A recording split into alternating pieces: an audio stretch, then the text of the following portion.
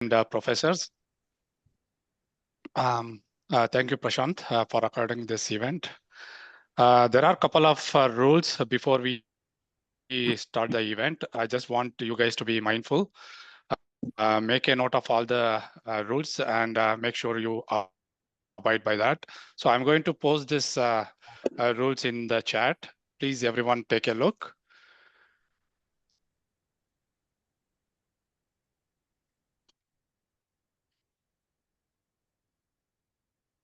ಒಂದ್ಸಲ ಓದ್ಬಿಡಿ ಅದನ್ನ ವಿಜಯ್ ಜೋರಾಗಿ.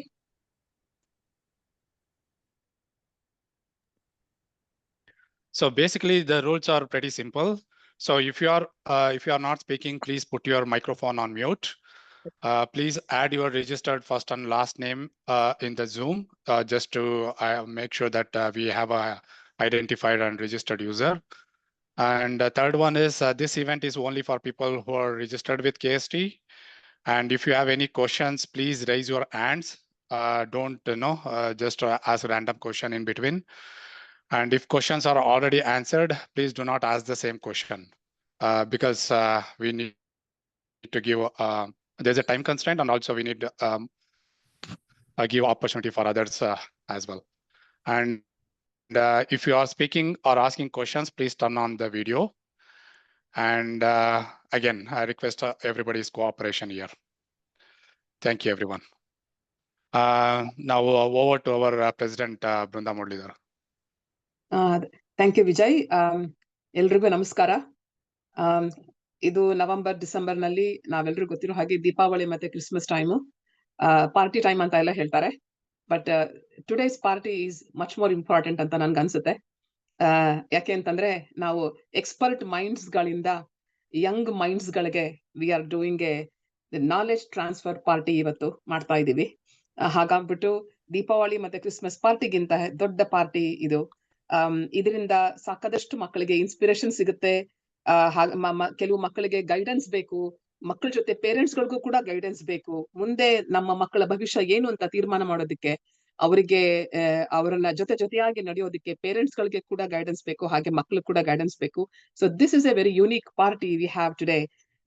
ಅದಕ್ಕೆ ನಾನು ಮೊದಲನೇದಾಗಿ ಎಲ್ಲಾ ಮಕ್ಕಳನ್ನ ಮತ್ತೆ ಆ ಮಕ್ಕಳ ಜೊತೆ ಅವರ ಪೇರೆಂಟ್ಸ್ ಗಳನ್ನ ನಾನು ಈ ನಮ್ಮ ಆನ್ಲೈನ್ ಸೆಷನ್ಗೆ ಬರ್ಮಾಡ್ಕೊಳ್ತೀನಿ. ನಿಮ್ಗೆಲ್ರಿಗೂ ಸ್ವಾಗತ. ಈ ಸೆಷನ್ ಅನ್ನ ಮಾಡ್ಲಿಕ್ಕೆ ಮುಖ್ಯ ಇನ್ಸ್ಪಿರೇಷನ್ ಅಂತಂದ್ರೆ ನಮ್ಮ ಎಕ್ಸಿಕ್ಯೂಟಿವ್ ಕಮಿಟಿ. ಅದ್ರಲ್ಲಿ ಯೂತ್ ಕಮಿಟಿಯಿಂದ ನಮ್ಗೆ ಬಹಳಷ್ಟು ನಮ್ಗೆ ರಿಕ್ವೆಸ್ಟ್ ಬರ್ತಾ ಇತ್ತು. ಇದು ಒಂದು ಘಟ್ಟ ತಲುಪುತ್ತಾ ಇದ್ದಾರೆ ಮಕ್ಕಳು, ಒಂದು ಎಜುಕೇಶನ್ ಘಟ್ಟ, ಅದು ಮುಂದೆ ಹೋಗ್ಲಿಕ್ಕೆ ಅವರಿಗೆ ಬೇಕಾದಂತ ಮಾರ್ಗದರ್ಶನ ನಮ್ಮ ಕನ್ನಡ ಮಕ್ಕಳಿಗೆ ಕೊಡ್ಬೇಕು ಅಂತ ಹೇಳಿ. ಆ ಟೈಮ್ ನಲ್ಲಿ ನಾವು ನಮ್ಮ ಕನ್ನಡದವರೇ ಆದ ಹೆಮ್ಮೆಯ ಕನ್ನಡಿಗರು, ಪ್ರೊಫೆಸರ್ಸ್ ಗಳಾಗಿ ಇಲ್ಲಿಯ ಒಂದು ಕೆನಡಾದ ಒಂದು ಎಜುಕೇಶನ್ ಸಿಸ್ಟಮ್ಗೆ ಬೆನ್ನೆಲುಬಾಗಿ ನಿಂತಿರುವಂತಹ ರೂವಾರಿಗಳು, ಅವ್ರನ್ನ ನಾವು ಬರ್ಮಾಡ್ಕೊಂಡಿದೀವಿ ಇವತ್ತು. ಸಮಯ ಅಭಾವ ಇದ್ರೂ ಕೂಡ ಸಮಯ ಬರೀ ಇವತ್ತಿಗೆ ಮಾತ್ರ ಅಲ್ಲ, ಈ ಎಂಟೈರ್ ಆನ್ಲೈನ್ ಸೆಷನ್ ಪ್ರಿಪೇರ್ ಮಾಡ್ಲಿಕ್ಕೆ ಕೂಡ ಅವರು ತಮ್ಮ ಸಮಯ ಕೊಟ್ಟಿದ್ದಾರೆ. I would like to thank and also welcome doctor Naveen Chandrashekar, Waterloo ಯೂನಿವರ್ಸಿಟಿಯಿಂದ, doctor Harsha Shanthanna, McMaster ಯೂನಿವರ್ಸಿಟಿಯಿಂದ, ಡಾಕ್ಟರ್ ಶಿವಕುಮಾರ್ ಅವರು ಮೆಕ್ ಮಾಸ್ಟರ್ ಯೂನಿವರ್ಸಿಟಿಯಿಂದ. ನೀವೆಲ್ಲ ಬಂದು ನಮ್ಗೆ ಇವತ್ತು ಈ ಆನ್ಲೈನ್ ಸೆಷನ್ ನಾವು ಶುರು ಮಾಡ್ಲಿಕ್ಕೆ ನಿಮ್ಮ ಒಂದು ಎಕ್ಸ್ಪರ್ಟ್ ಅಡ್ವೈಸ್, ಎಕ್ಸ್ಪರ್ಟ್ ಗೈಡೆನ್ಸ್ ಇಂದ ನಮ್ಮ ಮಕ್ಕಳಿಗೆ ಬಹಳಷ್ಟು ಇನ್ಸ್ಪಿರೇಷನ್ ಸಿಗುತ್ತೆ ಅಂತ ನಾವೆಲ್ಲ ಬಲವಾಗಿ ನಂಬಿದ್ದೀವಿ. ನಮ್ಮ ಕನ್ನಡ ಸಂಘ ಟೊರಾಂಟೊ ಎಕ್ಸಿಕ್ಯೂಟಿವ್ ಕಮಿಟಿ ಪರವಾಗಿ ನಿಮ್ಮ ಎಲ್ಲರಿಗೂ ಕೂಡ ಬಹಳ ಹೃತ್ಪೂರ್ವಕವಾದ ಸ್ವಾಗತ.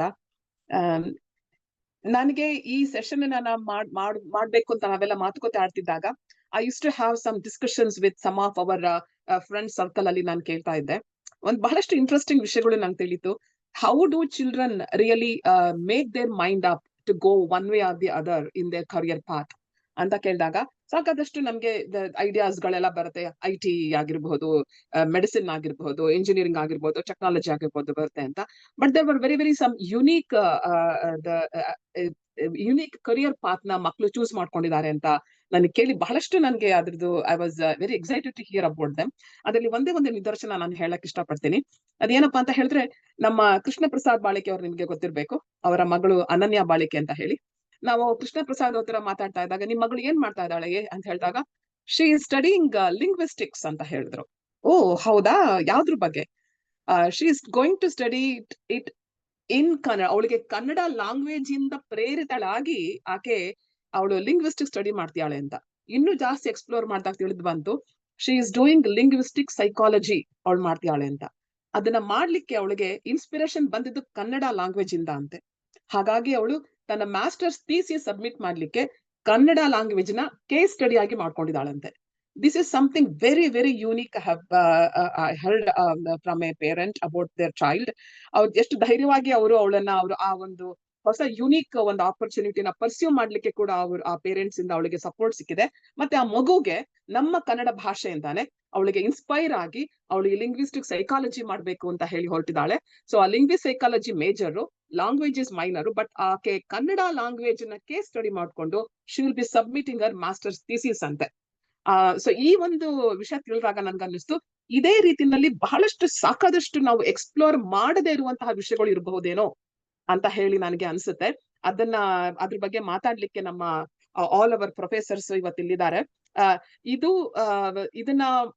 ಇದು ಒಂದು ನಾಂದಿ ಆಗ್ಲಿ, ಇದು ಒಂದು ಮಕ್ಕಳು ಯೂನಿವರ್ಸಿಟಿ ಹೊರಡ್ತಾರೆ, ಅಪ್ಲಿಕೇಶನ್ ಹಾಕೋ ಟೈಮ್ ಆಯ್ತು ಅನ್ನೋ ಸಮಯಕ್ಕೆ ನಾವು ಮಾಡೋದು ಮಾತ್ರ ಅಲ್ಲ.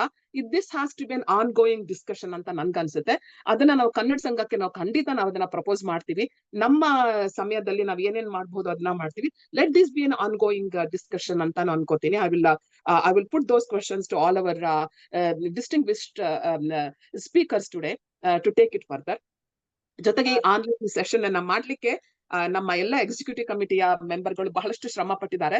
ಜೊತೆಗೆ I am very very proud to say ನಮ್ಮ ಯೂತ್ ಕಮಿಟಿ ಮೆಂಬರ್ಸ್ ಅವರು ಒಂದು ಅವರ ಇನ್ಸ್ಪಿರೇಷನ್ ಇಂದಾನೆ ನಾವು ಈ ಆನ್ಲೈನ್ ಸೆಷನ್ ಮಾಡ್ತಾ ಇರೋದು. ಹಾಗಾಗಿ ಈ ಆನ್ಲೈನ್ ಸೆಷನ್ ಅನ್ನ ಇವತ್ತಿನ ದಿನ ನಿಮ್ಮ ಮುಂದೆ ಇಡ್ಲಿಕ್ಕೆ ಕೂಡ ಅವ್ರ ಎಲ್ಲರ ಪರಿಶ್ರಮ ಕಾರಣ.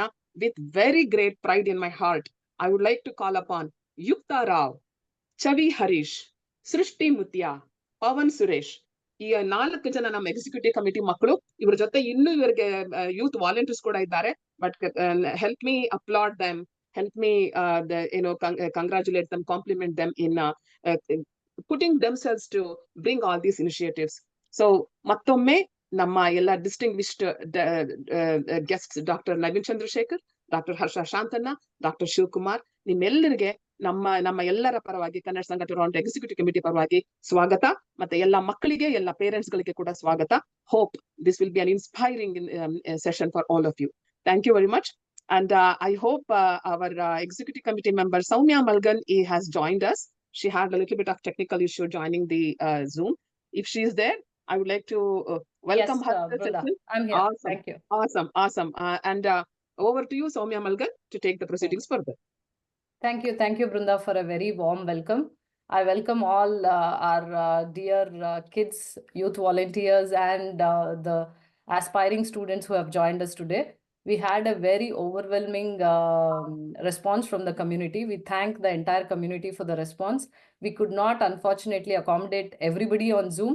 So we are live on Facebook, KST FB page, Facebook page, and also on KST official YouTube. So if any of your friends or anybody is pinging you guys asking, I want to join, or if they haven't registered, please feel free to watch the entire session on our KST Facebook page.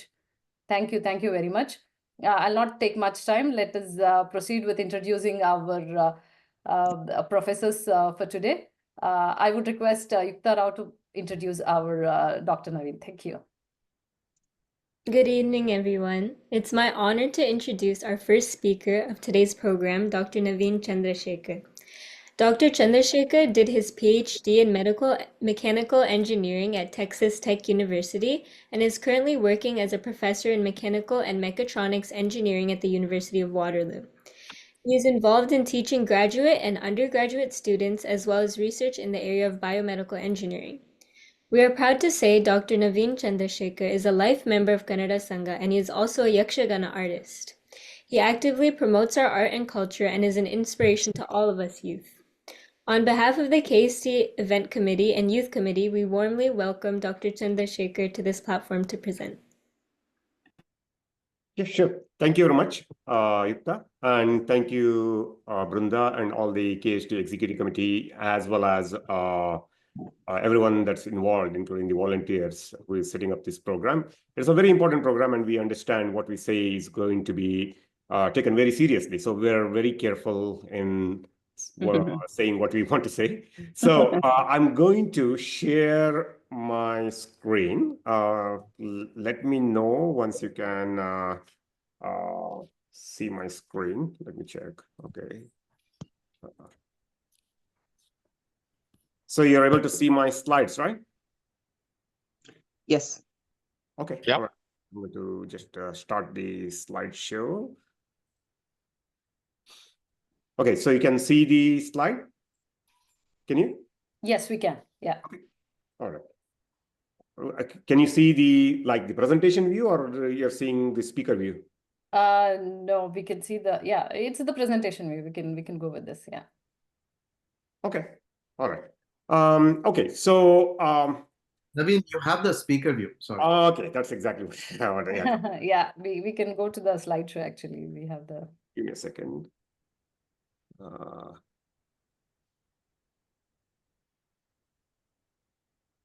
Okay. How about now? Yeah. Yeah, now it's perfect. Thank you. Okay. All right. So I'm going to start with what is the goal of the university education? Do universities really prepare you for a career? So if you look at any of the university brochures, you see that like students working on cars and robots and rockets and whatnot, right? So you need to remember that it's not that once you get out of the university or during the university, you can directly get into this career doing some amazing things. Rather, university education is all about learning how to learn. So you are going to forget a lot of things that you learn in the university, but it is kind of like a muscle memory. So once you get out of the university, you are well prepared to absorb new things. And also you would have the basic knowledge of a lot of things that will prepare you for the career. Okay, so keep that in mind. It's not that you will be directly able to work in Tesla or SpaceX or whatever, doing some amazing things, right from the first day. That's not entirely correct, okay? And you're going to learn about like work ethics, how important work ethics is, how important like time management is, and the importance of teamwork, okay? So that is the reason we have to take university education seriously. Now, another thing that comes into your mind is like which program to choose, okay? So as a parent, okay, especially an Indian parent, I would say what is very important is you need to choose a program that would have a career path. Can you make a living out of that? Okay, and how competitive that is. For example, I used to meet some people in the park, and their kids, I asked them, okay, what do you want to do? Like a 10th grade student. And she said, okay, I want to be a painter. Okay, all right. Okay, yeah, great. Can you make a living out of being a painter? Maybe you can, but you need to be like extremely good. Okay, so someone who's going to sell their paintings for thousands of hundreds of thousands of dollars.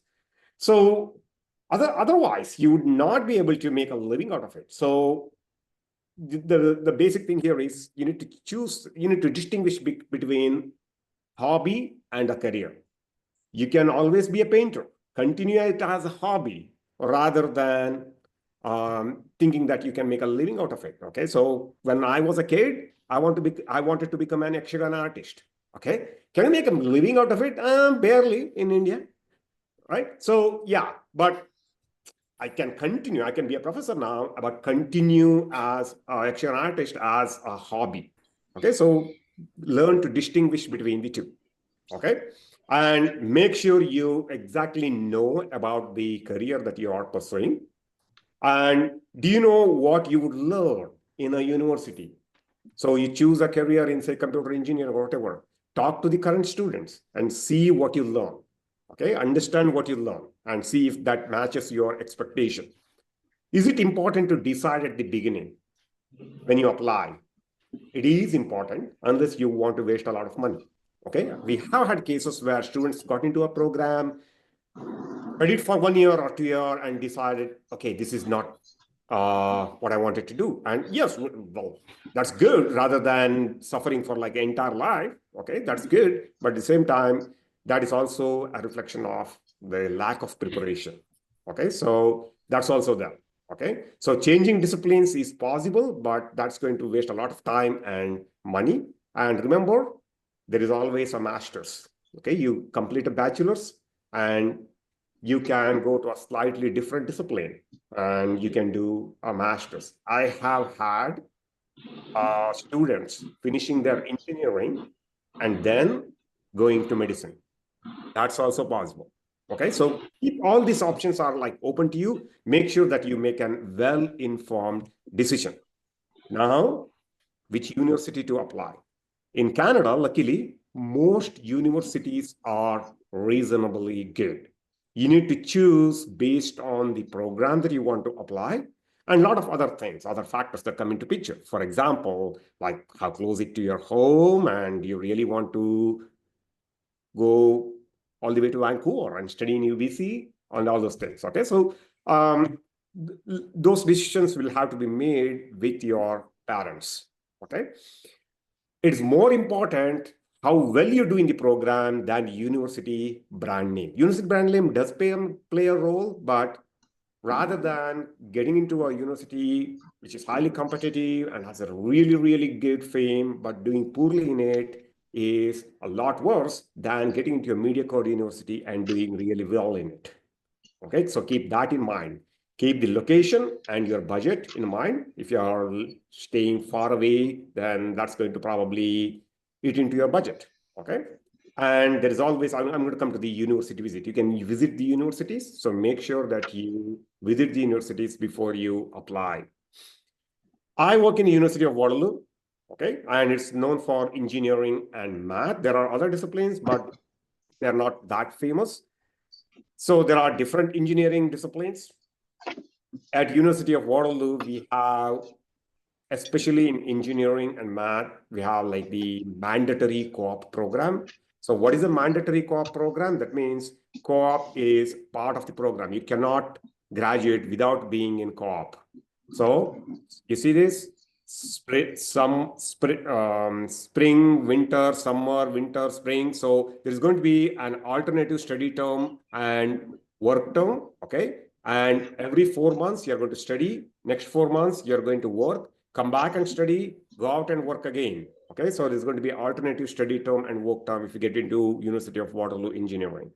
So it is a mandatory thing. And there is a huge co-op department for that. And if you have questions, you can approach me and I can answer them later in the program today. There's also applied health sciences. This is not MD degree, rather it is more like, I would say applied health sciences is more like kinesiology and those kind of stuff. Okay, and there's also accounting and finances and humanities at University of Waterloo. But it's known for engineering and math. And I know that there are questions about that, and I can answer that later. So what do universities consider? So these are like some of the questions that I saw. So universities do consider marks, okay, and the school that you are coming from. Okay, so this is a controversial thing. University of Waterloo has a list. Then they are going to adjust your admission average based on your high school, because some high schools are known for grade inflation. So they are going to consider that. University of Waterloo considers admission information form. That is the supplementary form that you submit and the information that you put in there.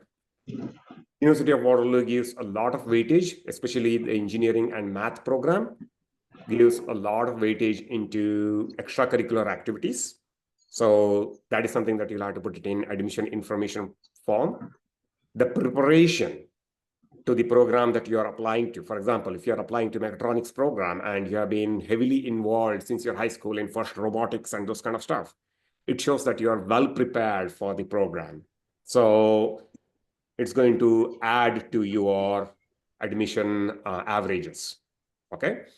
And also if you have external scholarships, then yes, sure, that's going to be actually considered as something special, right? And are marks important? Well, marks are important in the sense, marks are going to tell you you are a hard worker, but marks are not the only thing that's going to be important, okay?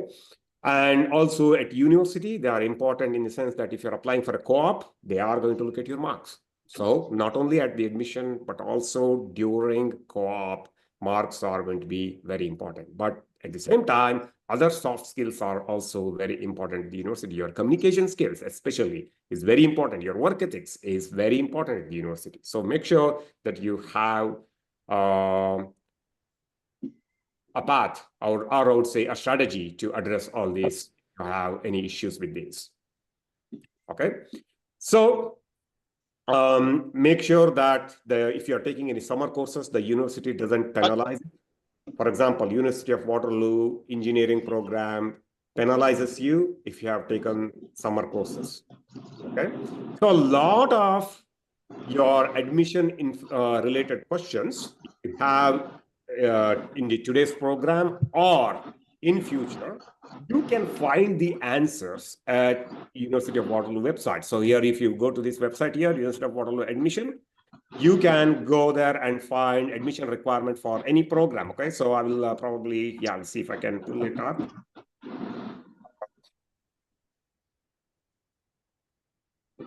Okay, so if you can see my screen, right? So if you go to like University of Waterloo admission, just search on Google and you see it here, you can see browse undergraduate programs by faculty, for example, engineering. Okay, so if you go to faculty of engineering, say you are interested in mechanical engineering, mechatronics engineering. So mechatronics engineering, you see here, admissions.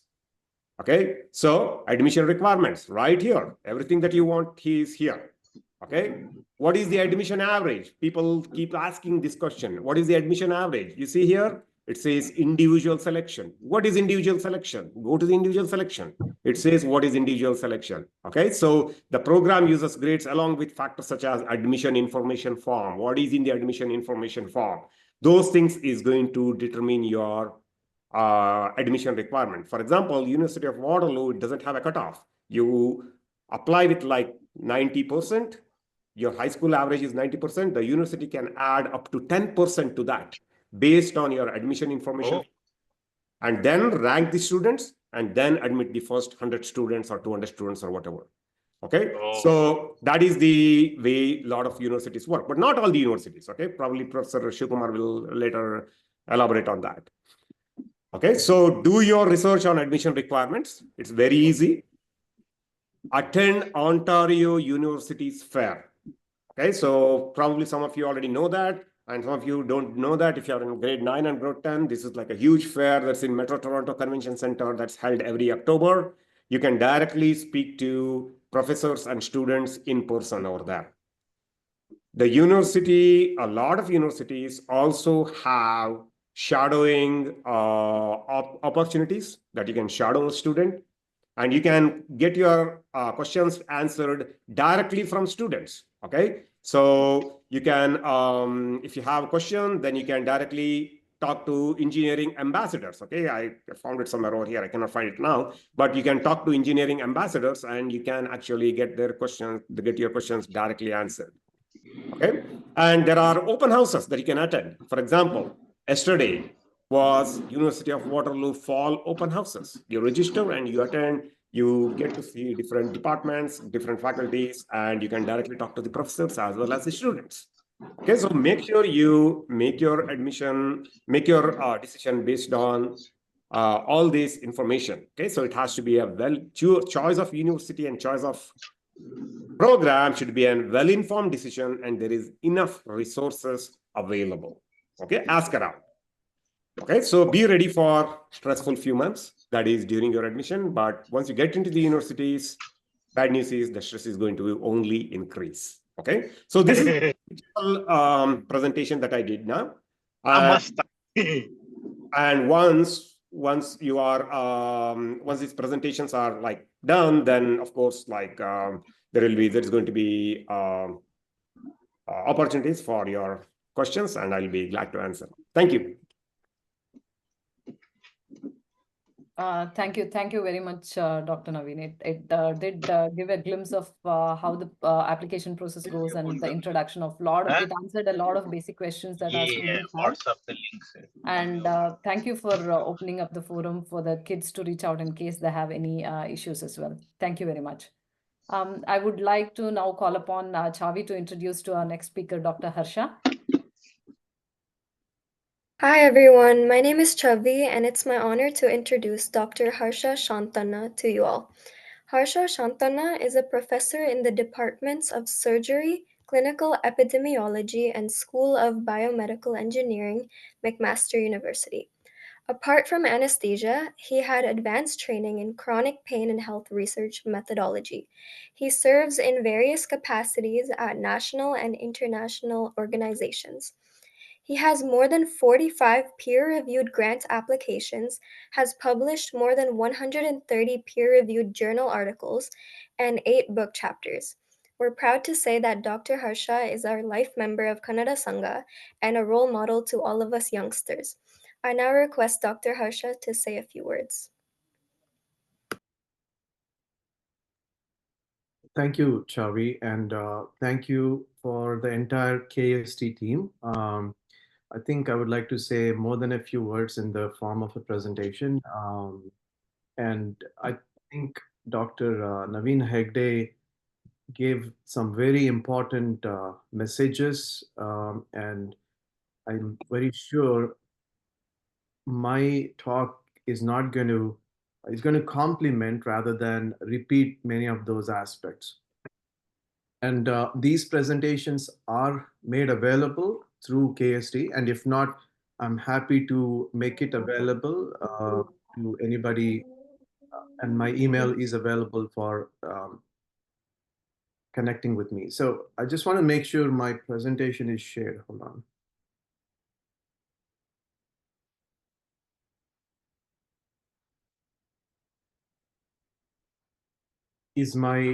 Are my slides visible to everyone? Yes. Yes, we can. Thank you. Okay, so this is a very important stage in everyone's life. We put it very simply to making a choice of a high school or a profession, but it's a whole career and your whole life. So it's a very important decision in many aspects, both professional and personal. First of all, I would like to say a few broad points that are important for anybody and everybody when we make decisions, especially at this stage. You have to, you're an individual. When I say you, meaning anybody at the stage where one has to decide what do we choose from in front of us in terms of either bachelor's degree or beyond that, you need to prioritize. You need to really make a decision that's going to affect your life. And you need to stick to the decision, which requires responsibility on you who is making that decision. So my suggestion would be take time if you are really a bit confused about, okay, there are so many options. What do I choose for? Take time, take a few days, maybe even a month, but prioritize. What is it that you want to become?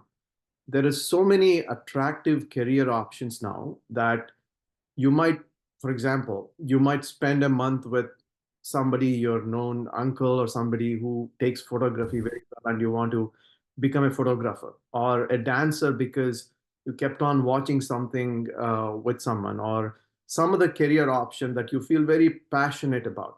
It's not bad. Well, I think our president gave an example, a very good example of someone taking Kannada literature in some form as a career. That is a priority that they made, and we all have to make that. But it is important that you prioritize what you want for yourself, which also means you have to know yourself.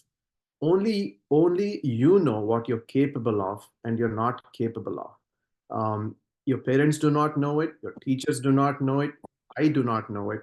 So if you talk to 10 people and 10 people tell you 10 different things, it's not about confusion. It's all information that you receive from these various people, but it's up to you because you have to know. You have to not overestimate or underestimate yourself.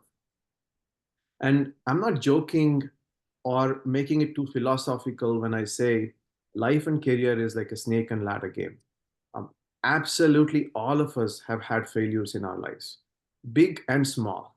It's up to us to think what is a big failure and what puts it out of a game or a competition.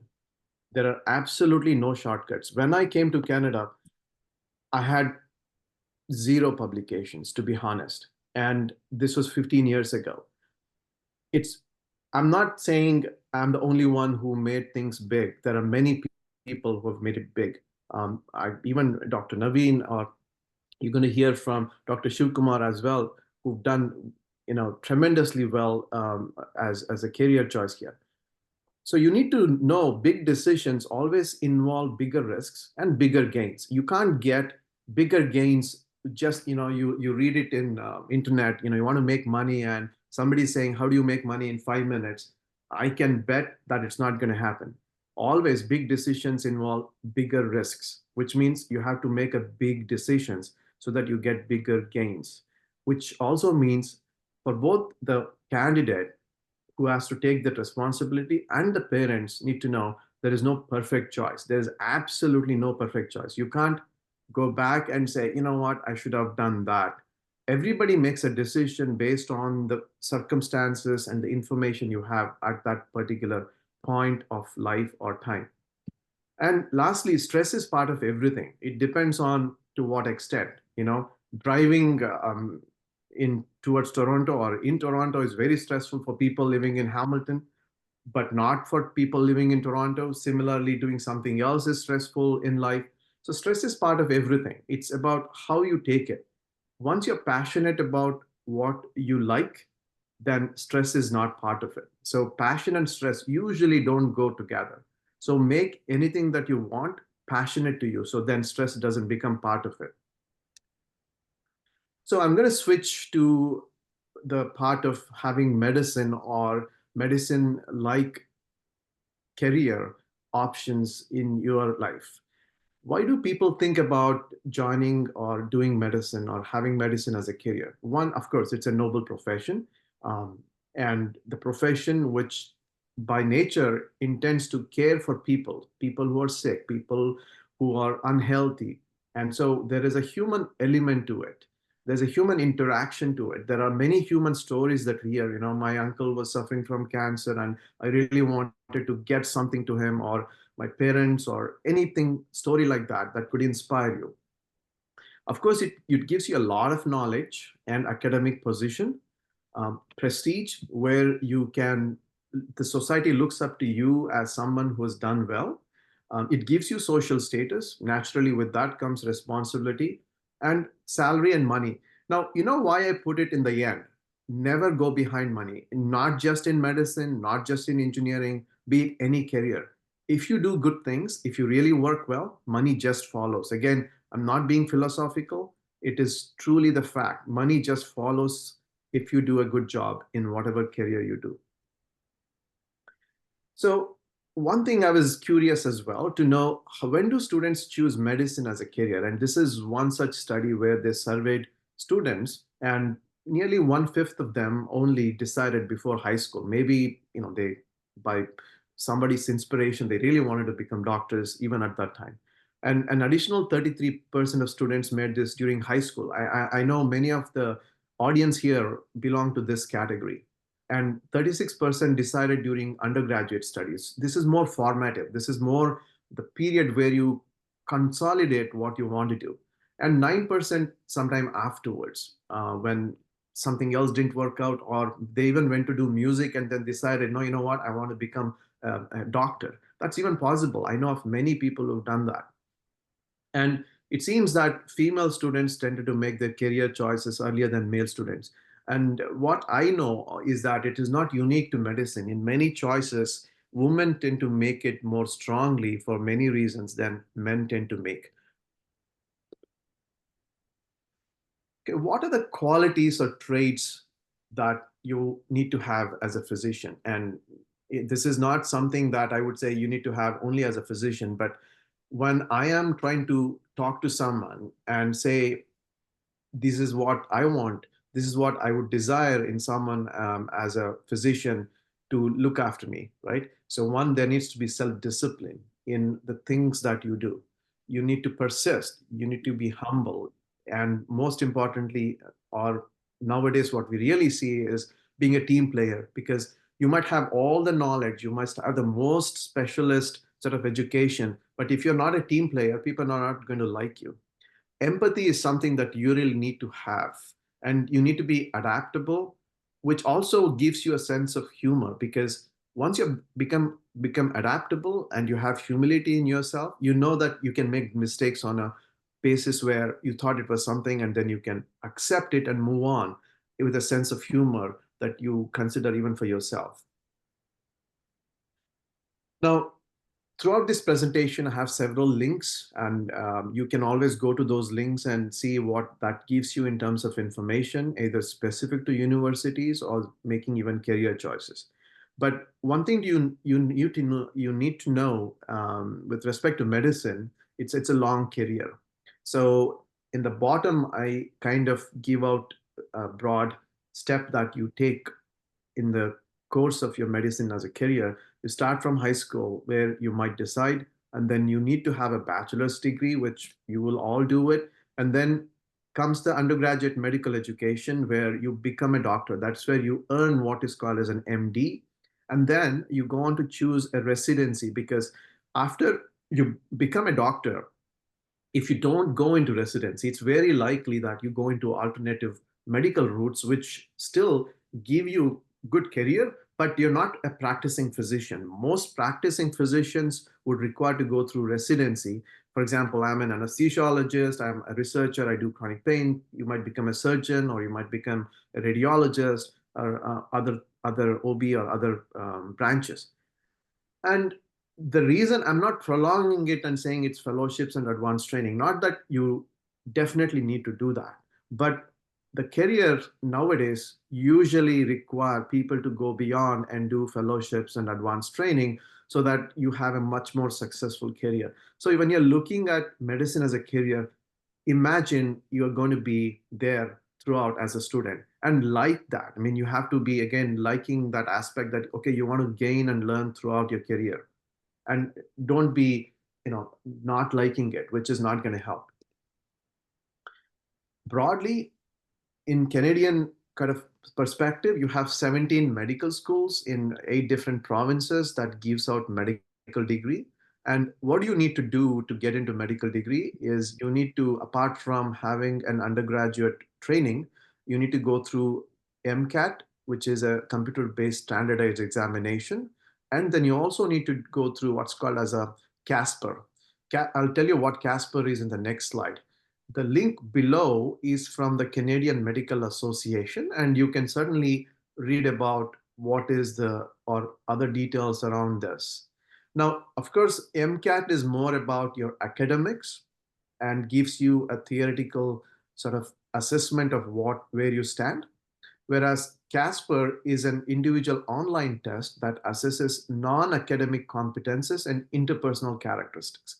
These are the ones that I elaborated earlier in a much more different way. But again, it speaks to the fact that you need to be professional, you need to communicate well, you need to, whenever you get a chance, write. I mean, that helps you a lot in your career. And also try to communicate in whatever you want to do. Communication becomes very important. Collaboration speaks about team, as a team worker, how you do. And ethics is how integrity is part of you throughout your life. You need to tell yourself what you know, you need to do the good thing, not because you want to show it to someone, but because you want to do it because it's good. Empathy also, which I elaborated earlier. So these are the different attributes that are tested in this CASPER test with different scenarios, and each scenario is followed by a different assessment, which is actually done by different people, so that it's not one person thinking about same thing when you write it. So it's a very good examination. Now, just an example, I'm going to give McMaster and University of Toronto.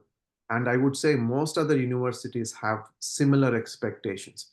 McMaster medical education is quite well known and very competitive. And there are 4 absolute requirements, which require 1 year undergraduate training of minimum 30-year credits or 3-year program of undergraduate degree.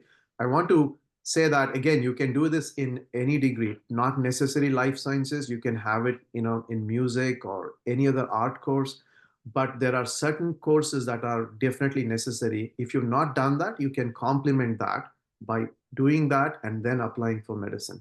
You certainly need to have a threshold of GPA requirements. There is a MCAT score, and I spoke to you about the Casper earlier. University of Toronto, it's not that it requires much more, but there are more details if you go into that website.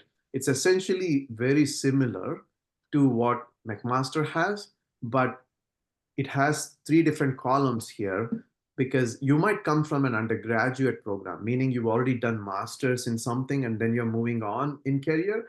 That is the middle column. And if you're an international graduate, and I don't want to say much about the international part. One, I assume it doesn't apply to you, and things are changing, as you probably heard in recent news. So you can ignore the third column here. The non-academic attributes I earlier mentioned about Casper, even for Toronto, same thing, but these are tested in different ways. I noted below, in addition to academic requirements, they will ask you to write brief personal essays, autobiographical sketches, and references. So it's not simply knowing a CV. It's autobiographical sketches. It comes back to the first slide I told you. It's about yourself. How do you know yourself? What do you think is you? It's what do you think you're not you? So that is something that you need to find out, and that helps you in writing this autobiographical sketches. So before you go on to do the MD program, McMaster or all other programs will require you to have an undergraduate degree. Most people who go into medicine will look at doing honor health sciences program or life sciences program because these seem to be like a natural fit, and they would fulfill or give you those mandatory courses that will require you to take up medicine. For example, honor health sciences program in McMaster requires you to have a grade 12 marks of a particular threshold along with the supplementary application. I'll again tell you what the supplementary application is, but in general, this is what you need to have. And these are the courses that they require you to do, which would be English, biology, chemistry, and other one non-math course as well. Now, the supplementary application is a bit confusing to many who come to, at least when you move on to this level, you might still find it a little confusing. What it is it's again an extra component that is specific to McMaster, but every other universities have a very similar thing, if not worded similarly. Supplementary application consists of 3 essay questions, and it tests you in problem solving, creative thinking, personal qualities, communication, and writing skills. This is why I said earlier, whenever possible, write about things, anything that you want, that will help you. Whatever career you do, writing is very, very helpful. Lastly, I want to give out a few different alternative paths. Let's say you did life sciences and then you wanted to not become a doctor, or something else happens, or you decided, you know what, I'm interested in biological sciences, but it's not medicine. So there are a few different paths. And actually speaking, these are very good paths. It's not, you should not consider this as, okay, secondary to medicine. If you are, for example, if you ask me going back, if I would have done bioinformatics, given present scenario, I would say I would really look at it very seriously because it gives you so many options. And it is nowadays with the development of artificial intelligence, bioinformatics, these are very attractive fields. So please look it up. I don't want to give more details about this, but that's something you need to consider when you sit for yourself and prioritizing what decision I have to make. Talk to your parents, talk to people, have more information before you make a decision. Physician assistant program is more something that is attractive more for IMGs because they've come here, they cannot get absorbed to Canadian medical system. This is very similar to becoming a doctor, but you cannot make decisions like a doctor at the consultant level. But this is a very, the number of seats or admission requirements or courses offered are very limited, but you can consider wherever it is being offered. This is something specific to McMaster. This kind of integrates, for example, in the bachelor's level, you're not quite sure where to go. You're falling in between. I want to become an engineer, maybe doctor. Think about these courses. A career in kinesiology, again, we didn't know this when we were in India. Kinesiology is something very much similar to becoming a physiotherapist, but I would say it's a level higher, and it has very attractive career propositions, including you can become a doctor. So there are good options even at Waterloo for that matter, and that's the link that I have provided below. For example, we get something like 100 or 200 students applying to our applications to do health research, many of them from Waterloo who've done kinesiology and come to McMaster to do internship in research. Okay, these details I have provided earlier, and I think we are going to discuss during the course of the conversation later. And we can discuss it later. So I will skip this and end my presentation here. Thank you.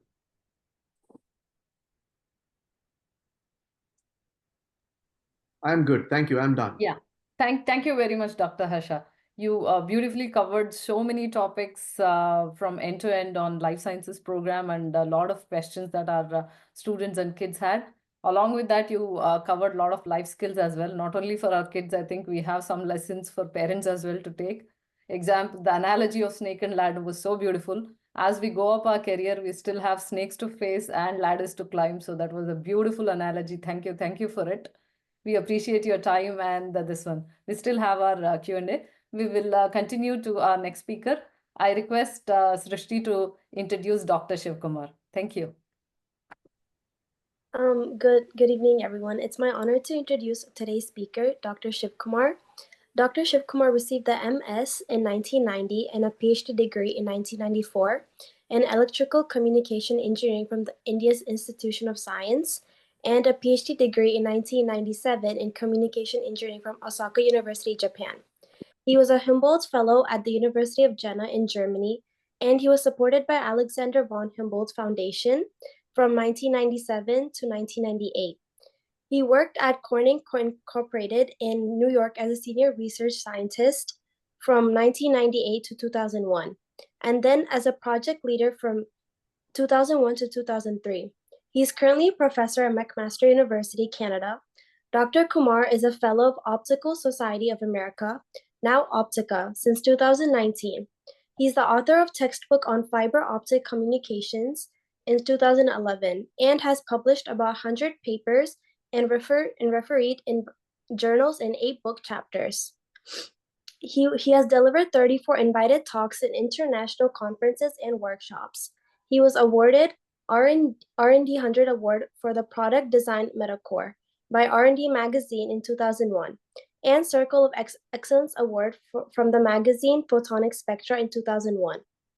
Outstanding Individual Contribute Award by Corning Inc. in 2002. He holds 10 U.S. permits in the field of fiber optics. We are proud to say Dr. Shiv Kumar is our life member of Kannada Sangha, and with all his achievements, it motivates the young generation to explore and thrive towards his success. Now I would like to request Dr. Shiv Kumar to say a few words. Thank you very much, Yukta, and thank you very much, Kannada Sangha committee, for inviting me. I will share my screen.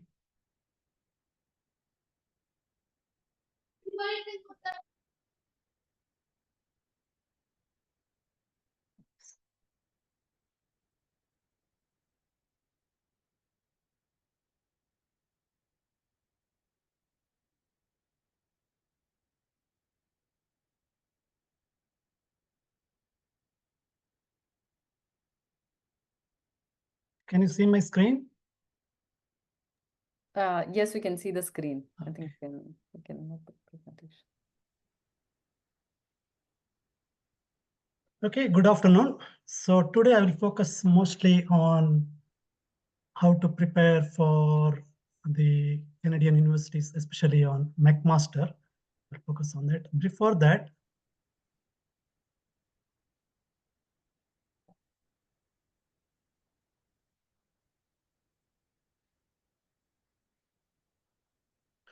Before that, I will briefly discuss the elite undergrad programs in Canada.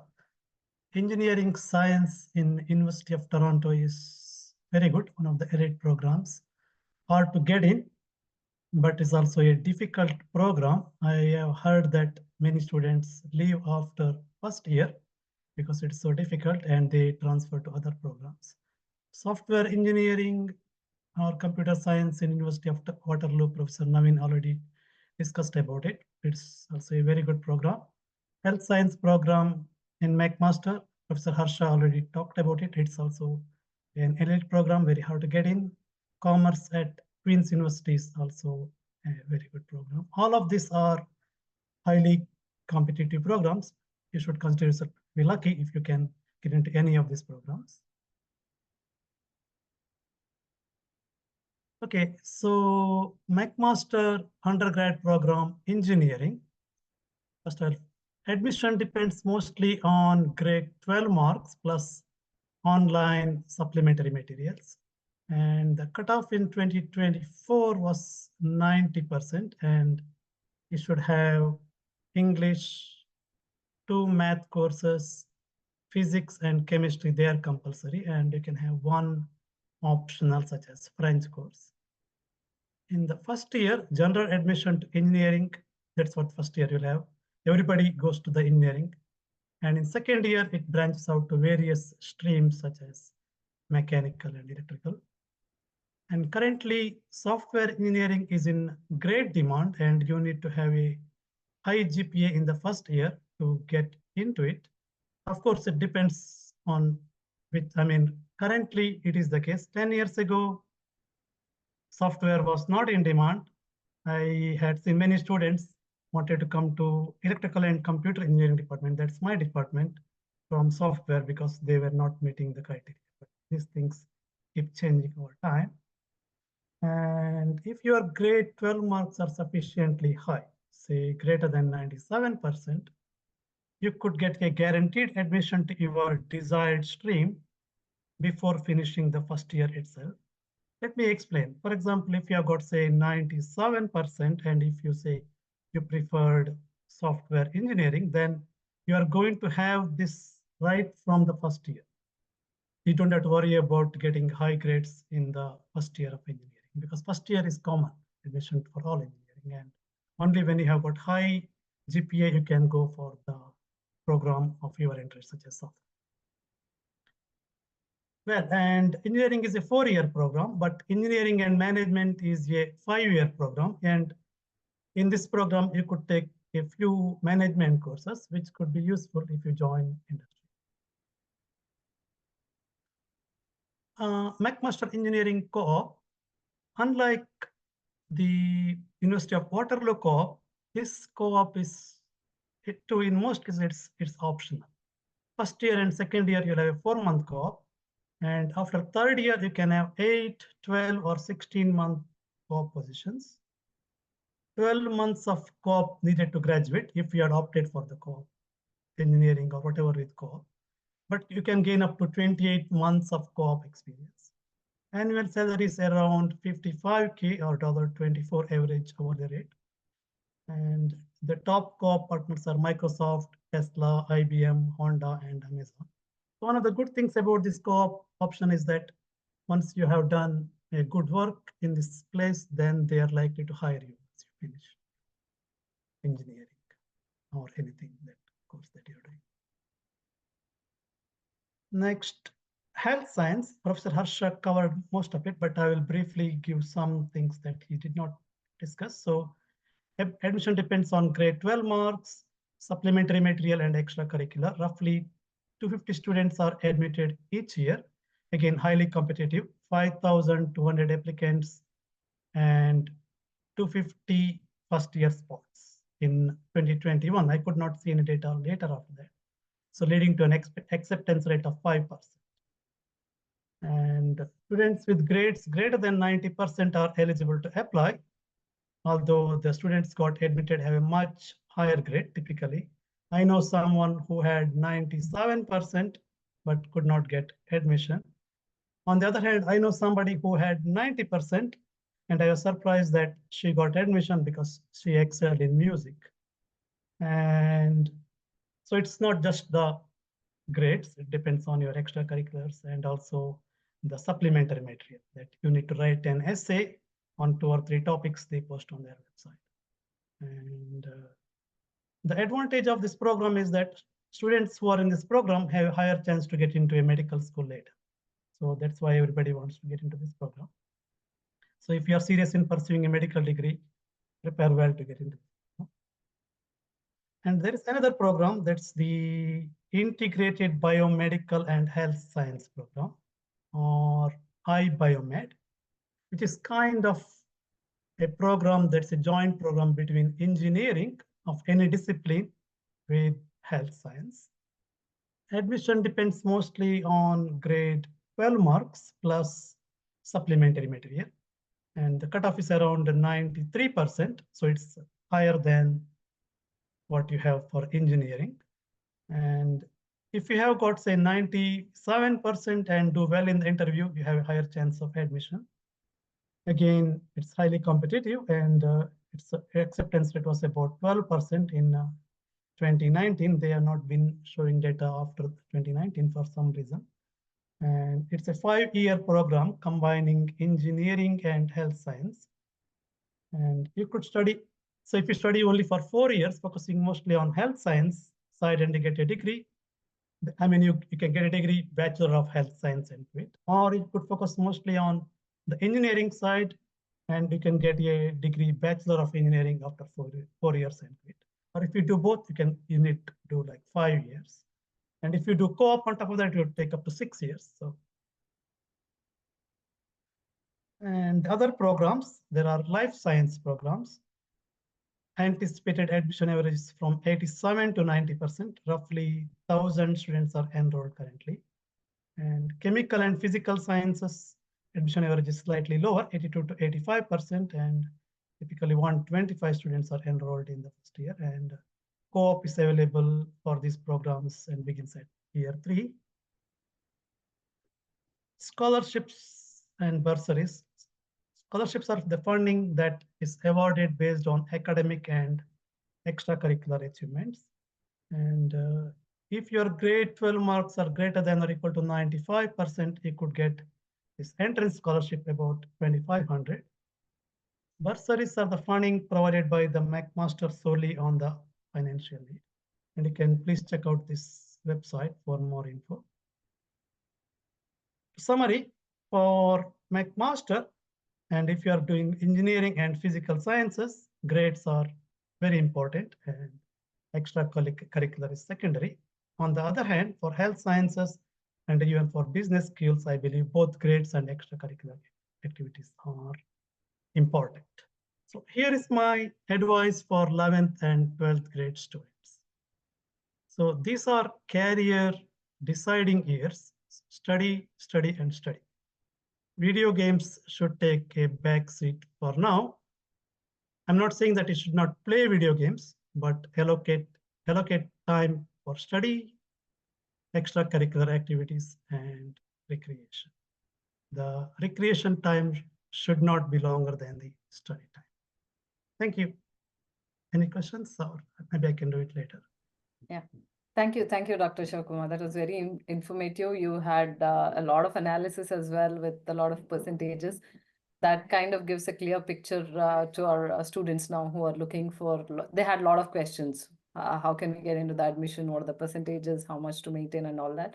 So thank you for that. We will now get into the Q&A session. We had a lot of questions posted by our students and the registered participants. So most of the questions that we observed were kind of addressed today by our speakers already in the presentation. So if any question is not addressed, we consider it, because we are not considering a question because it's already addressed during the speaker session. So we will get into other questions which would request. For some of them, I would request a particular speaker, or if any of you feel you would like to answer it, please go ahead, and all of you want to address a question also, we are happy with it. I will begin with our first question today. This is a question from Chirantan Masur. I would request Dr. Naveen to address this because this is specifically about the engineering and computer science at Waterloo University. Which program or course need more marks for admission? That is computer engineering, software, or computer science? They are very, very comparable, especially computer science and software are a little bit more competitive. So if you really come to what is the actual marks, so I would say computer engineering, there's no cutoff, but I would say if you are like 95%, then computer engineering is like, yes, it is achievable. For software and computer science, I would say 97, 98. I mean, it's, yeah, I'm sorry to say that it's extremely competitive. So if you're looking for like the actual marks, if you want to be in a safe, if you want to have like a decent chance, you need to have like mid-90s for computer engineering and computer science and software, high 90s plus good extracurriculars. That's going to distinguish you. So thank you. Thank you, Dr. Naveen. This is actually a continuation of the question from the same kid, Chirantan Masur. He is asking software engineering at Waterloo requirement says we need experience developing a well-structured modular program. This yes. is required. What does this mean? Does it require the students applying to have a knowledge of prior programming? Yes, absolutely. The admission requirement does say that the student needs to have programming experience before applying. It doesn't apply to any other engineering disciplines. It's only for software engineering. Okay. Yes. Thank you. Thank you, Dr. Naveen. Moving on to our next question from Varsha Venkatesh. This is regarding engineering as well. Does bachelor degree or engineering degree has more future or weightage? Which technology is better for students who are not able to decide their stream? Oh. Should I go once more? Sorry. Yeah, do you want me to answer that? Yeah, you can go, Doctor. Yeah, you can go ahead. So can you repeat it? Does bachelor degree or engineering degree have more future or weightage? Which technology is better for students who are not able to decide on the stream? Like they want to get into engineering, but they're not able to decide on their stream on which one. Okay. That's fair. So in Waterloo, when you apply, you are applying for a particular discipline. So you'll have to know which stream that you're interested in and what you want to do. If you're not interested, if you don't know which stream to get into, some of the other universities, for example, as Professor Shivkumar said, like McMaster has like a common first year. And once you are in your first year, then you apply for a particular stream based on like you get a little bit more time, and some of the courses are like common. So you'll be taking some electrical engineering courses, some computer engineering, some civil engineering courses. So you will be taking courses in different disciplines, and then you can decide which one is more appealing to you, and then you can decide and get into one stream or the other. A lot of other universities do that, but University of Waterloo doesn't do that. University of Waterloo, the courses are specified right from the beginning. So maybe Professor Shivkumar can add into it. Yeah. I would request if he has anything, Dr. Shivkumar, if you have anything to add on how it works at your... Not really. I think it's one's interest, basically, what you are passionate about. I think you should choose that stream. That's what I honestly feel. But sometimes over the time, some particular field becomes more important, or it could be paying more or getting better jobs. But I think what you should seek is what is your passion. If you like mechanical engineering, go for it. Or if it's computer software, go for it. That's what I would say. Yeah. Don't worry about the money factor or it's application oriented. And as I said in my presentation, there is enough opportunities for you to actually talk to these students and even like shadow. Like okay, if you want to know what a typical course or a day of a mechanical engineering student looks like, universities do offer a shadowing program where a high school student can come and like just be in the class and see what they learn. and they can talk to alumni and see people who have already graduated. I think KST can actually maintain a database of people who have in our community who have graduated and be in like different disciplines. Some are civil, and some are in humanities, some are in medicine. And they can actually, these high school students, they can actually talk to them and take their guidance too. Yeah, I think we are planning for a follow-up session from some of our senior students who are kind of doing health sciences or other areas and who can guide our students. We will definitely consider that, Dr. Naveen. Dr. Shivkumar, if you have anything to add to this, like if you want to tell the students what they haven't decided, but they have taken the generic engineering in first year, do they have to be considerate about something before they move on to the next one, like the percentage that they have to concentrate or anything of such? So typically, I think in McMaster, I think most of the engineering schools, first year it's a general admission. Are you referring to that? I think so. Yeah, then yeah. When you go to the second year, it depends. I mean, depends on how you do well in first year. If you are done very well, well, you can get into any program that. But sometimes students are struggling in the first year in the engineering because they have been doing this high school and completely it's a different style of teaching, big classrooms and things like that. They struggle for some reason and they want to do something. I think for some reason everybody wants to do software, but it's a cutoff for it. So they cannot have that GPA of 10 or 10.5, whatever that's. So then they get into, they are forced to do it something that they don't want to do. So first year, I think they have to prepare well, study well. So it's always uphill. So grade 12, then again first year. So, but I think that's how it goes. Okay, thank you very much, both of you. We'll move on to the next one. The next one is from Krishiha Tirumugam. They wanted to talk about the supplementary application, but I think Dr. Harsha already addressed how a supplementary application works. So I think we're good with that question. I will let that be.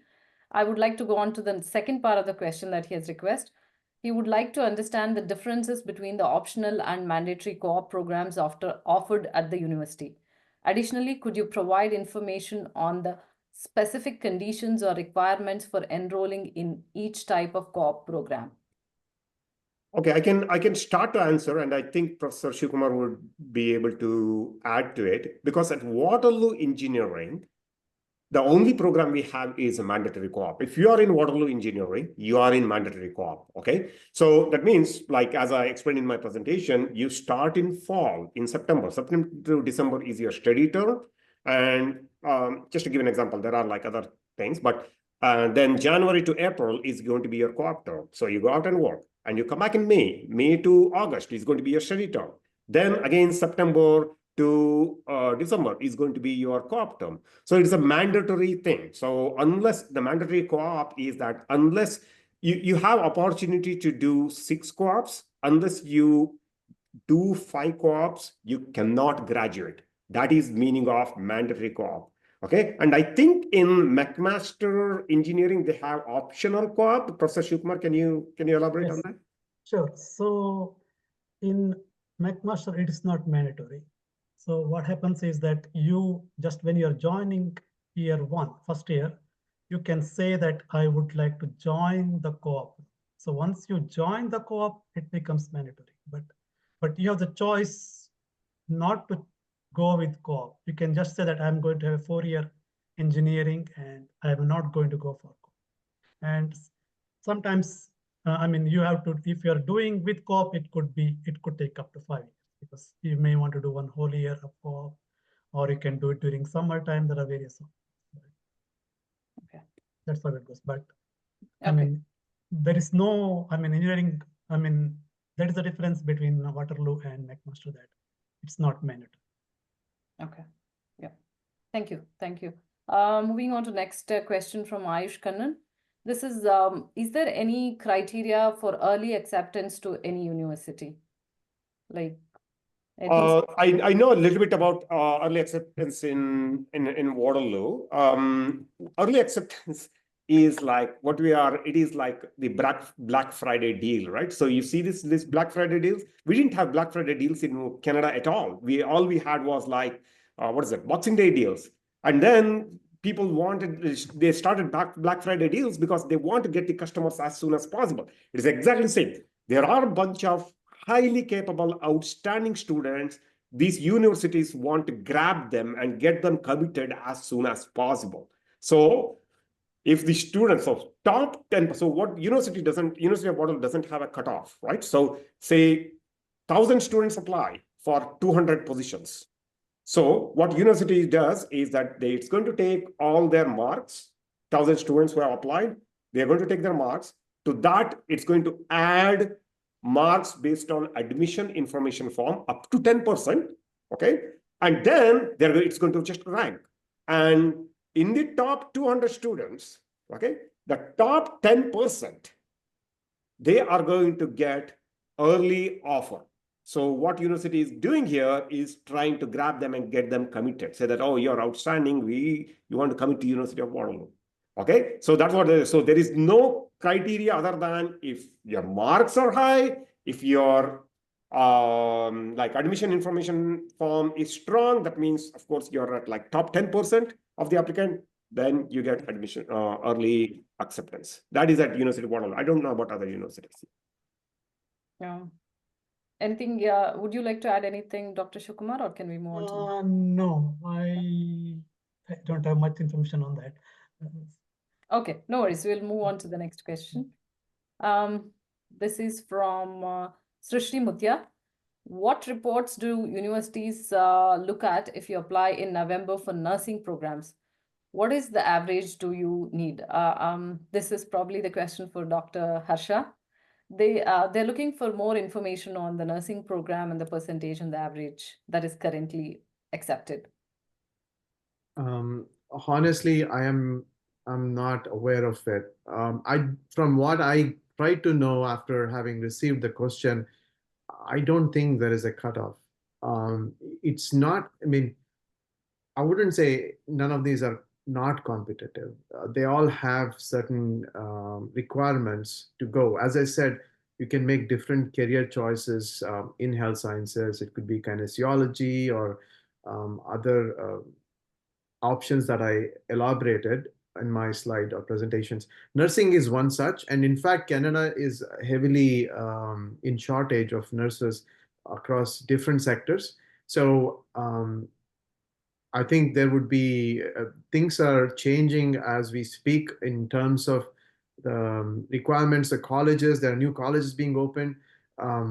So it depends on which university, which college. So the choices of nursing is much more than medicine, for example. So it probably depends on where you apply and which college you're looking at. Okay.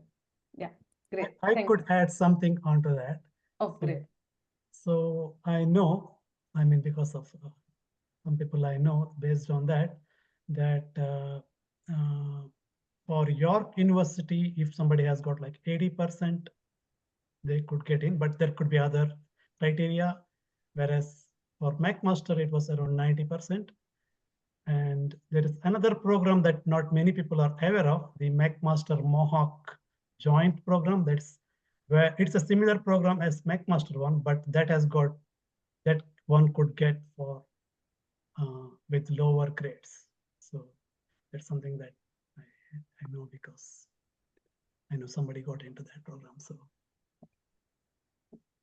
is that in coordination with another college, sir? The Mohawk program, or is it completely? Mohawk is a, what is that? It's not an, it's a college actually. Mohawk college, right? Yeah, that's one. So they have a joint program between Mohawk College and McMaster. So most of the engineering, I mean the nursing schools, you can get for 80% or so, but I think only McMaster is the one hardest to get. Okay. And when you're talking of nursing, I don't know if many know there's something called as an RPN, there's something called as an RN. So it's registered nursing, there is registered practice. So the responsibilities would go with it, and what you can do, there's something called as nursing practitioner. Nursing practitioner is someone who can even authorize medications, prescribe you medication. So just saying nursing would be quite non-specific. It depends on what you want to do. So these are all different options. RPN, RN, and NP are totally different in what kind of responsibilities they're allowed to do. Okay, thank you. Moving on to our next question from Pragya Harsha. She wants to understand your opinion about Ontario Tech University and which engineering course will help me in future to take up medicine. There are two parts. Ontario Tech University, if any of you have your opinions to add on. Well, I don't want to like compare or down. As I said in my presentation, like most universities are like pretty good. What I can say is Ontario Tech University is a little bit less competitive in a lot of disciplines because I think it used to be a community college and then they converted it into university. Yeah, whatever. It's there, but it's less competitive. But if that is something that suits you and if you want to go there, there is nothing wrong in it. And what is the second thing? The second part of the question is which engineering course will help me in future to take up medicine? Okay, so there is as I said, I have had students like under me who did bachelor's in mechanical engineering, master's in mechanical engineering, and then got into medicine, and he's now an orthopedic surgeon. And a lot of students I see in University of Waterloo get into biomedical engineering, and some of them want to do medicine after biomedical engineering. So I don't think there is any discipline that's going to kind of like stop you from being a doctor. Maybe Dr. Harsha can add more on to this. So I don't know if that particular student is here in the discussion, but this is a very different question.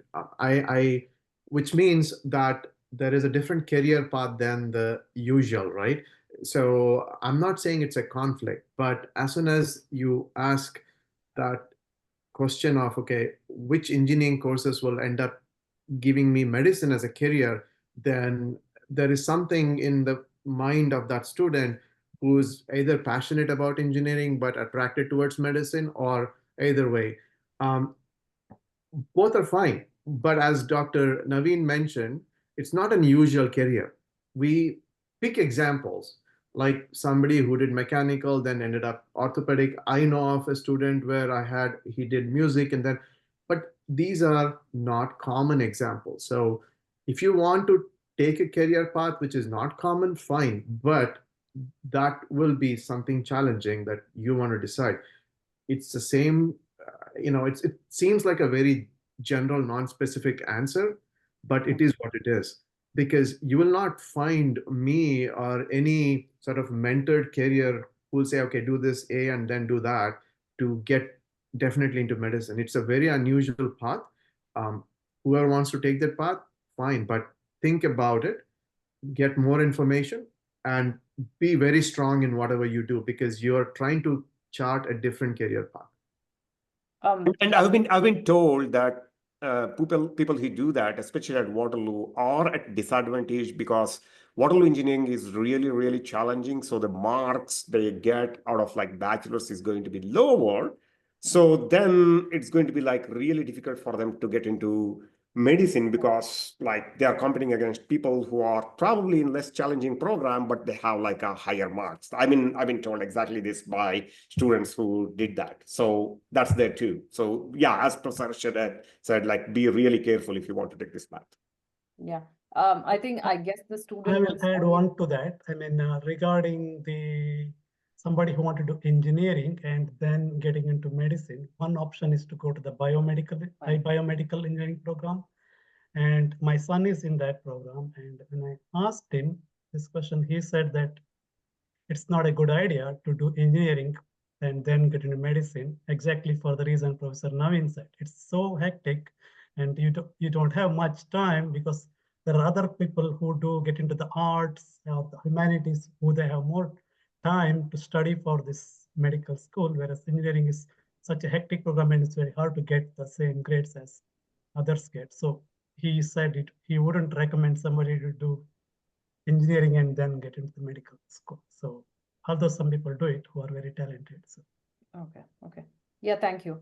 I think the students, the question they probably wanted to clarify on what is something that is mandatory, like you should have done these subjects or you should have covered these particular subjects in your bachelor degree in order to actually get into medical science. I think that's where the question comes from. I'm one of the things Dr. Shivkumar just said, I think when he said you did music and arts and yet got in because you had more time to do study. Right. So I think that's where the confusion is. Can I study anything and still do life sciences? Or is there something particular that I have to cover in bachelor degree in order to actually get into life science, medical field to be Medical science. specific? Yeah.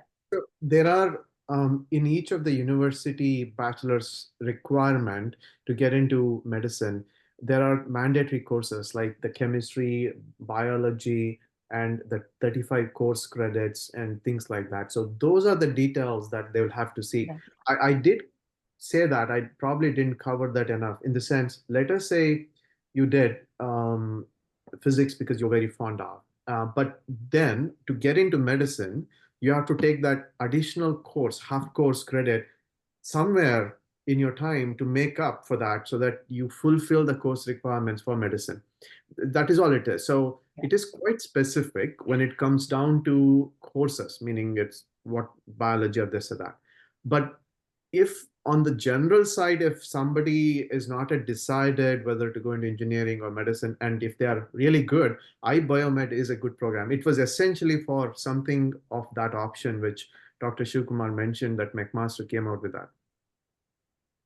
Okay, great. Thank you. I think that definitely answers the kid. It gives a lot of information out. So yeah, we'll move on to the next question. Soumya, before next question, just have a time check. We have 6 minutes for 6 yes, p.m. we have 6 more minutes. I'll try to take a couple more questions before that. Thank you, Vijay, for that. Next question is from Akash Malgan.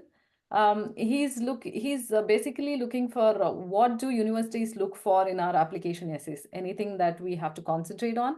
And the second part of the question is also extracurriculars that are good for mechanical engineering applications that will help them in that arena. Okay, I can start answering this. Admission information form or supplementary material, as they call it in some universities. In Waterloo, they call it as admission information form. They specifically look for your extracurricular activities. So your marks tell you how good you are with your studies, but anything more than what is that makes you a complete person, as Waterloo calls it, because Waterloo is a core program, and a person who has like other things, who has done other things, will have a high success rate in a core program. So what do they look for? So one thing is your preparation towards the program that you are applying for. That's one thing. Okay, so if you have been involved in student teams in the university, in your high school, that is kind of like related, need not be exact, but kind of like related. That's going to make you a strong contender. If you have like any work experience in the program, for example, in the summers, that if you have like volunteered in something that's kind of like related to the program, even remotely, then that would be, for example, you're applying for civil engineering, you volunteered in a construction site or something like that, or you worked in a construction site or something like that. That's excellent preparation. Okay, so those things are going to help, but those are not the only things. At University of Waterloo, it might feel like very odd, but your fine arts, okay, fine arts participation is going to play a major role in University of Waterloo engineering. If you are a performing artist, if you have won awards for your volunteering, these are the things that actually is going to distinguish you from other people. Okay, so a Panorama Idol winner, right? That's something. How many people would have that on their resume, right? These are the things that are going to actually distinguish you. So, like 80% of the people who apply to like mechatronics engineering would have some robotics experience. Okay, so people, I mean, okay, yeah, good that you have robotic experience, but what else do you have? So those are the things, something that's going to distinguish you from others. that's going to tell more about your all-round personality is what admission information form is for, and that's what the programs look for, at least at Waterloo. Okay, thank you very much, Dr. Naveen, for that. I know we are very close to the closing time. Is it okay if we extend it by 15 more minutes? Yeah, I'm okay with it. Naveen, if you're okay, we would like to request. Yeah, thank you. We have some wonderful questions in the chat window as well from a lot of participants. So I know we had a question. I would like to go through these questions as well. Meanwhile, I'll cover just one more question. This is the generic one as well, especially in the field of life sciences. We hear a lot of complaints from students doing life sciences that they're unable to balance the work and this one. If there's any tips and tricks or anything that you would suggest, any particular strategy the students can follow, then it would be really helpful. Me? Okay. Yeah. Work-life balance is always challenging. Dr. Shimkor mentioned about your balance between your recreational games and your studies. It's the same. As long as you're passionate about what you do recreational games, you're passionate, even if you play for 12 hours, you won't be tired, right? Nobody checks whether there's balance between your recreational games, and you don't mind that because you actually enjoy doing it. So the question of work-life balance comes when you like work more or you like life more. I mean, I'm being very non-specific, I know, but there is no right answer to it. Because if you take, okay, let's say I'm not good at something and then my roommate is good at it. If he puts up 6 hours for it, I have to put up 8 hours for it. So my balance there in going out with someone is gone. I can't go out the 2 hours to enjoy during the weekend and do something else. So you need to adapt. That's what I mentioned about adaptability in your career whenever you make a career choice. Work-life balance, whether you take life sciences or whether you want to do something, as long as your priority is, okay, I want to be excel, I want to become the leader, I want people to look at me, yes, you need to do more work. You don't care, or you mind, okay, no, I can have a relaxed work life. That's what first slide I said, what are your priorities? Do you want to have an easy life? Do you want to just say, okay, I want to watch this, make sure I do that? It's not a bad life, but that's what you choose for yourself, right? So that is what, this is not just a question of which engineering, where you go, life sciences. It's a question of how you look at, how you prioritize things in your life. Same thing. So work-life balance, even when it comes to life sciences, the question is you'll have a lot of things to do. It depends on where you stand. Know yourself. You will be able to balance it. And the question is, there's one other positive thing I want to note is have things that will relax you so that that is an avenue. For example, have painting, have good habits at sleeping so that you're able to sleep, not get tensed about things, because that's going to be part of your life. So develop habits that's going to give you relaxation, mental peace. So that's going to be helpful for balancing your work life. It all depends on your priorities. Thank you, Dr. Harsha, for that. There was a particular request from a person, Dhanya. She's already working, she's already pursuing her third year in biomedical science, and she wants some help to do shadowing research opportunities, but she hasn't had much success. Can she reach out to you guys? She's requesting for additional help. Can we share the email ID or something that? Yeah, it's in sciences. Yes, you can, and we can see what we can do. But yeah, research. Yeah, I need to know a little bit more about what exactly she's looking for. But yes, she can contact me, and we can see. Thank you, Dr. Naveen. I hope, Dhanya, it has answered for you. I saw your question on the chat window. Thank you. I think there are a lot of questions about the IB program, AP program on the chat window. Does it have any additional advantage when we are applying for universities? I think Dr. Harsha or somebody did respond. Sorry, I'm kind of juggling about it. Yeah, I mean, I'll just quickly add to or clarify what it is. From what I know, I don't think it gives any more. advantage other than the GPA grading that. So IB gives you two, right? I mean, the 12th grade and you get an extra IB certificate or IB program. The 12th grade GPA average is what counts as a threshold.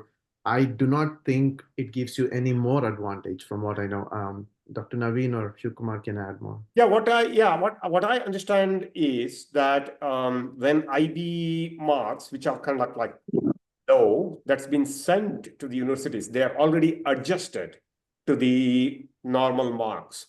So, I mean, then you're all at the level playing field. AP, well, yeah, you have taken some university level courses. It is kind of like considered, oh, okay, well, that's good. But still, what it matters is like your marks and your extracurricular activities. So they are kind of like looked favorably, but personally, I think it's not that much of, it doesn't give you that much of an advantage. So yeah, I would say it's the same opinion as Professor Harsha had. Okay. Great. I have one more question for Dr. Kumar. Do you have any advice for students applying to the commerce program at Queen's University, particularly regarding the supplementary applications? Well, I did not go through their website. I know that it's an elite program. That's all I know, that average is about 5%, but I don't know their admission requirement. Yeah, and I think a quick question, I know these are getting a little specific to the thing and may require some more information or research on their end and as well as from your end. I think they can go to the website and find out, I think so. Yeah, I agree. Sorry, I'm kind of off the beat. I'm reading it, so apologies for it. There was another question for mechatronics program. Does doing robotics clubs and all this, does it help, or it is are we at a disadvantage if we don't do it? I would say that it's highly recommended because it is considered as like you have the right preparation, and it shows that you're applying for mechatronics program at Waterloo because you know what robotics is. Mechatronics is just robotics. So you know what you're doing and what you're applying for. So unless you are like using the time and doing something really good and you distinguish yourself, you will be, yes, at a disadvantage. So it depends upon like, what did you do? Okay, if you're not in robotics program, you didn't do any robotics at all, like what did you do? And that's, yeah, if you're able to answer that question convincingly in your admission information form, though I did not do robotics, I did this and this, look at me, then you're fine, okay? Otherwise, you will be at a disadvantage. Okay. Yeah, I think that kind of clearly specifies. Let me add a little bit on that. If it is for McMaster, it's a common entrance. So you are not, they are not going to give you a specific program right at year one. So therefore, if you have done something robotics, it would be helpful because it's kind of shows that you are interested in extracurricular, but it is not associated with the mechatronics program itself because you don't know right now at this point what program you are going to join. That happens in the second year. Okay. There's a question regarding the extracurricular activities that will help to get into life sciences at McMaster. Dr. Harsha did have a slide on this one that they can go on. If anything more that any of you have to add, Dr. Kumar or Dr. From what I know, extracurriculars, you should not be jack of all or master of none, meaning you should not do 10 different things and, dancing this and that. I have participated. So what we look at, I'm complimenting to what Dr. Naveen already added to some of the Waterloo programs. Specific to McMaster, what we know is, as an individual, how diverse you are. Are you just like a bookworm? That's not we want, because we know that won't make a successful doctor.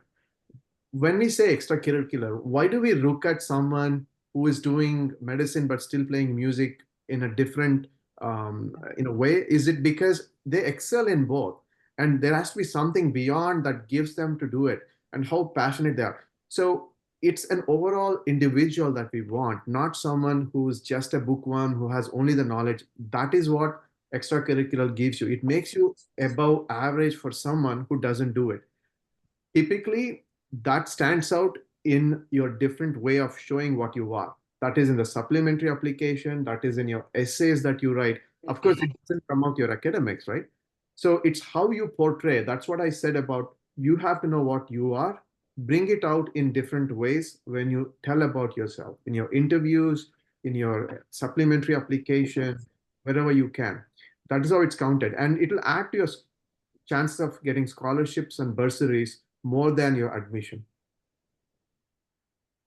Yeah, wonderful, Dr. Harsha. I think that addresses, in fact, a lot of questions where people are asking about extracurriculars for different programs.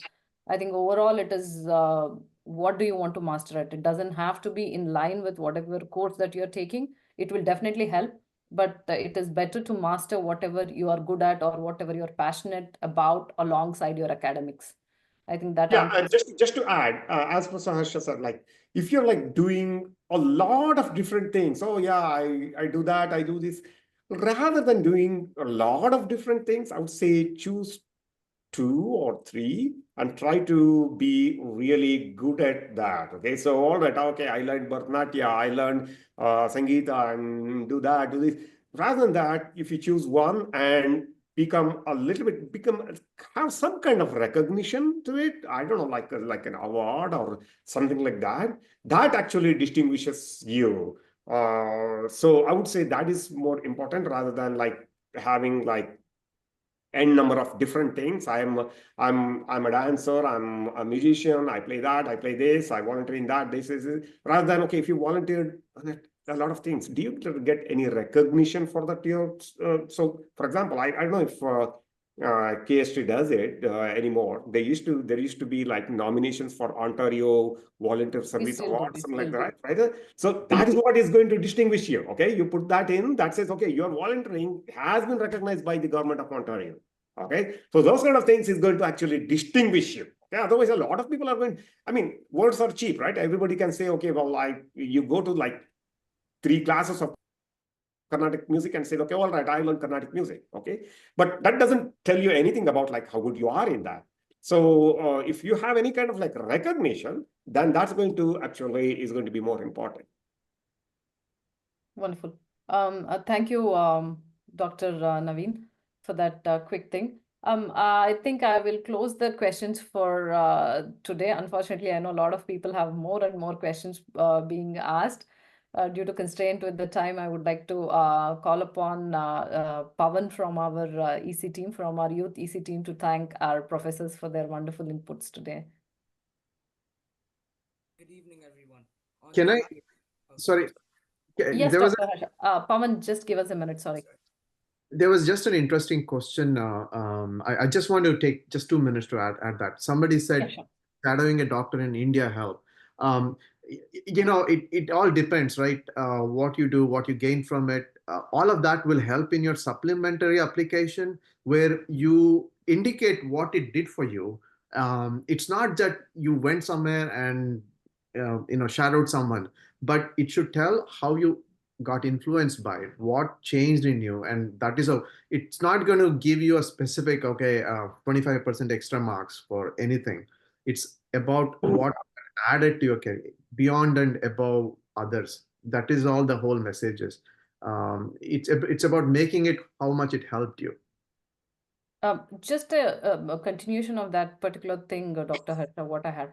Like a few students would like to do volunteering at international locations, maybe in life sciences itself. If they want to do some health camp, they want to attend at a different country or a different, this one, not necessarily India or any other place. Is it counted in our, this one? Do you guys have any, this one, be volunteer hours or the work that they do outside? The reason they cannot be counted is it is not a level playing field, meaning you cannot send 100 people and say you all do it and then we'll count it, because it's somewhat a unique opportunity someone got for themselves, or they did somehow get that opportunity, which is good. But how it will show up is that will help them write a very good supplementary application. So what happens is when we write supplementary application, I know I'm taking an extra minute, but for McMaster, for example, those questions are posted online. You can talk to 100 people, take 2 months to write it. So when we score it, you would have got information or inputs from 200 people if you want to. But how genuine it is will come out in the way that you formulate your answers, the depth of it, and how deep you're passionate about it, and that experience that you got either from working in Nepal or India, wherever, that shows up, and that is how we count it. You can probably add that in your CV, which will get noted, and maybe when we discuss candidates who are on par in different level, but in general, it won't add an extra 5% or 10% in any way. Thank you, Harsha. I think that answers us, and we are hoping we have addressed a lot of questions and we have given out a lot of information to our community today. Pawan, I request you to do our thank you note. Thank you. Good evening, everyone. On behalf of all the young minds here, I would like to extend our deepest gratitude to all the speakers, Dr. Naveen, Dr. Harsha, and Dr. Shivakumar, for taking the time to guide us through the university application process. Your insights into selecting the right universities, preparing strong applications, and navigating the steps needed to pursue higher education have been invaluable. Your expertise and patience in answering our questions, sharing practical tips, and breaking down the steps have provided us with both the clarity and confidence we need as we take this big step towards our futures. Thank you for taking the time out of your day to speak with us, believing in us, and for helping us prepare for what lies ahead. We look forward to making you proud as we embark on this new journey. Thank you, Kannada Sangha Toronto Executive Committee, for organizing the session, and thank you everyone for joining today. Thank you, Pawan. Thank you for a wonderful thank you note. I once again wholeheartedly thank our guest speakers today, Dr. Harsha, Dr. Naveen, and Dr. Shivkumar. We appreciate the valuable time you have spent for the community today and a lot of information. I'm sure the presentations that you have prepared are going to help them more when they reference it, and they're going to be passed on to other students who could not be there today. Thank you very much from KST. Yeah, Soumya, I would just like to say, just reiterate everything that Pawan and you have said. Naveen aurge, Harsha aurge, Shivkumar aurge, ತುಂಬಾ ಹೃದಯಪೂರ್ವಕ ಧನ್ಯವಾದ. ಮತ್ತೆ ನಮ್ಮ ಎಲ್ಲಾ parents ಗಳಿಗೆ, ಮತ್ತೆ ನಮ್ಮ ಎಲ್ಲಾ ಮಕ್ಕಳು ಇವತ್ತು ಯಾರು ಅಟೆಂಡ್ ಮಾಡಿದ್ದೀರಾ ಅವ್ರಿಗೆ, ಮತ್ತೆ ನಮ್ಮ ಎಂಟೈರ್ ಎಕ್ಸಿಕ್ಯೂಟಿವ್ ಕಮಿಟಿ ಮೆಂಬರ್ಸ್ ಗಳಿಗೆ ತುಂಬಾ ಥ್ಯಾಂಕ್ಸ್. ಇದು ನಿಮ್ಗೆಲ್ಲರಿಗೂ ಇನ್ಸ್ಪೈರಿಂಗ್ ಆಗಿರುತ್ತೆ, ಮತ್ತಿರ್ಗಾ ಎಜುಕೇಟಿವ್ ಆಗಿರುತ್ತೆ ಅಂತ ಅನ್ಕೊಳ್ತೀವಿ. ಖಂಡಿತ ಇನ್ನೂ ನಾವು ಕೆಲವು ಬೇರೆ ಇನಿಷಿಯೇಟಿವ್ ಗಳನ್ನ ಇದೇ ರೀತಿನಲ್ಲಿ ಮಾಡಕ್ಕೆ ನಾವು ಪ್ರಯತ್ನ ಪಡ್ತೀವಿ. ಖಂಡಿತ ಜಾಯ್ನ್ ಆಗಿ ನೀವು ಬನ್ನಿ, ನಿಮ್ಮವ್ರನ್ನು ಕರ್ತಾನಿ ಅಂತ ಹೇಳ್ತೀನಿ. ಮುಂದೆ ಸಾಕಾದಷ್ಟು ಕನ್ನಡ ಸಂಘ ಟೊರಾಂಟೋನ ಕಾರ್ಯಕ್ರಮಗಳು ಮೂಡಿ ಬರುತ್ತೆ. ಎಲ್ಲದಕ್ಕೂ ನಮ್ಗೆ ಸಪೋರ್ಟ್ ಮಾಡಿ, ಎಲ್ಲದಕ್ಕೂ ನಮ್ಮನ್ನ ಜಾಯ್ನ್ ಆಗ್ರಿ. ಮತ್ತೊಮ್ಮೆ ಎಲ್ಲರಿಗೂ ತುಂಬಾ ಧನ್ಯವಾದ. Thank you for this session. Thank you. ಎಲ್ಲರಿಗೂ ಧನ್ಯವಾದ. We'll proceed with the Zoom link now. Thank you.